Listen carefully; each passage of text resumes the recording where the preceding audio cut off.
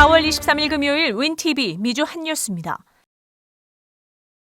CDC 자문위원회는 오는 23일 발표에서 존슨앤존슨의 백신 접종을 재개할 것이라고 발표했습니다. 단 드물지만 심각한 혈전증을 초래할 수 있다는 경고문 부착을 권고하기로 결정했습니다. 보건당국은 존슨앤존슨사의 코로나 백신이 일부 혈전 증세로 인해 지난 10일 동안 접종 중단을 발표한 바 있습니다. 존슨앤존슨 백신은 미국에서 투여된 720만 도수 중 6건의 심각한 혈전증 사례를 보임으로써 백신 접종이 중단됐습니다. 유럽연합의 약물 규제 당국은 이번 주 발표에서 코로나 예방의 주사에 대한 이점이 부작용의 위험보다 더 크다는 평가를 발표했으며 백신 정보의 경고를 추가하고 지속해서 접종할 것을 결정했습니다. CDC의 수석 부국장 앤 휴샤트 박사는 일시 중지를 발표한 것은 부작용 환자를 적절하게 인식하고 대처할 수 있는 의료 시스템을 준비하기 위한 것이라고 언급한 바 있습니다.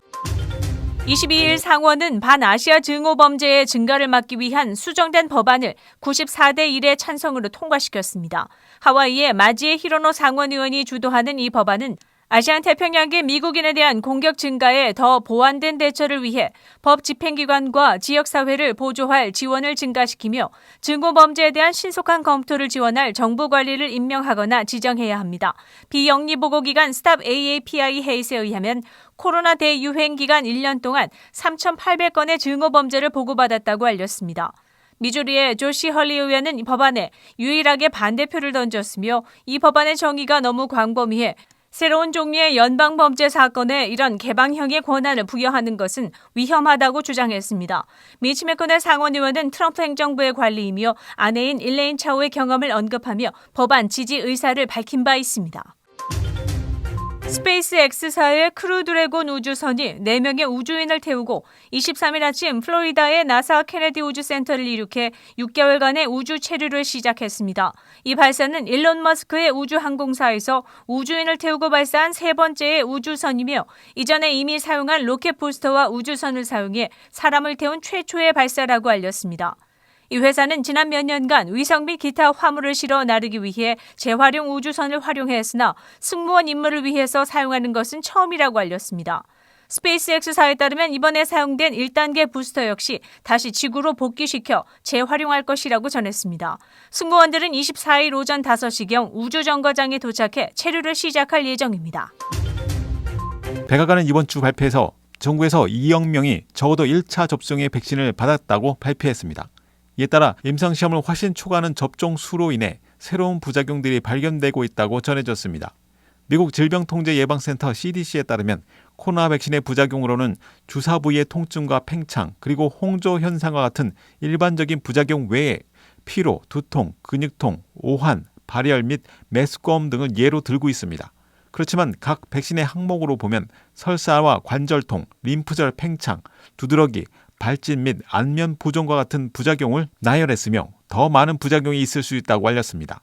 새롭게 발견된 부작용에는 월경의 변화, 환각 증세와 대상 포진 등이 보고되었다고 전해졌습니다. 한 비영리 단체에 의하면 미국은 자발적으로 코로나 백신을 맞을 의사가 있는 사람이 적다고 경고했습니다. 일부 주에서는 이로 인해 대량 예방접종소를 폐쇄하고 있으며 현재 미국 성인들 중 약 50% 정도가 백신을 접종받았지만 아직 16세 미만의 아동에 대한 접종이 시작되지 못했기 때문에 미국이 집단 면역 상태에 다다르지 못할 수 있다고 주장했습니다.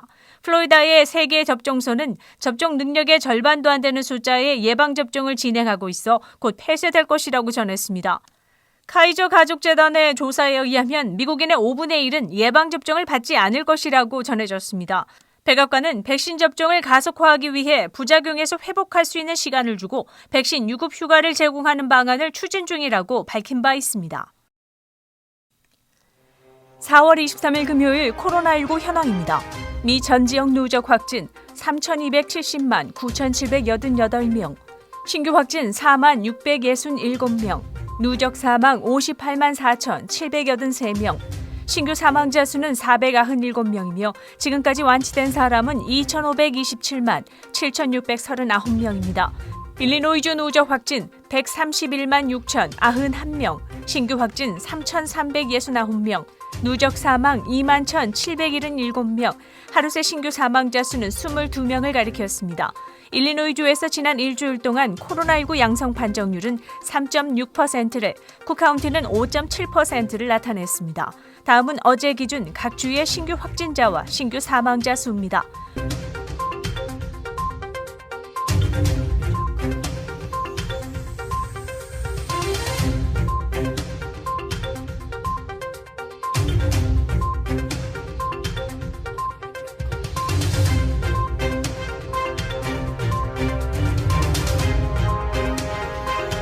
코로나19 데이터 관련 자세한 내용은 시카고 토털닷컴을 통해 다시 볼 수 있습니다.